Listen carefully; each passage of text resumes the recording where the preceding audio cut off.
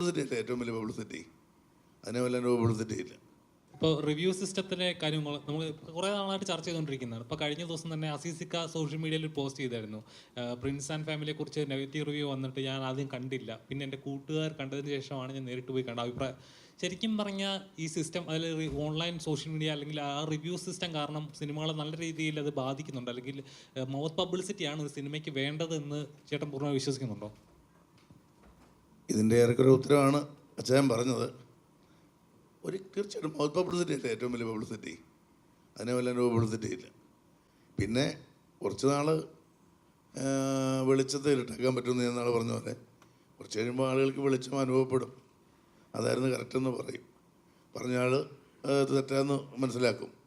ആളുകൾ ജനം തിയേറ്ററിലേക്ക് കയറുന്നത് അവർക്ക് രസിക്കാനുള്ള ഉണ്ടോ, സംഗതി ഉണ്ടോ എന്ന് നോക്കിയിട്ടാണ്.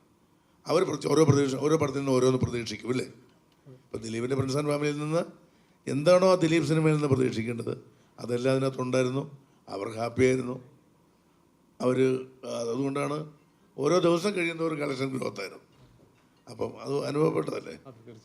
മോനൊരു കോംപ്ലിമെൻ്റ് ഉണ്ട്, ഏറ്റവും കൂടുതൽ ചോദ്യങ്ങൾ ചോദിക്കുന്ന മനുഷ്യൻ മോന്. സത്യം, ഞാൻ കഴിഞ്ഞ ഇൻ്റർവ്യൂവിലും കണ്ടു. പേരനാ നിബിൻ.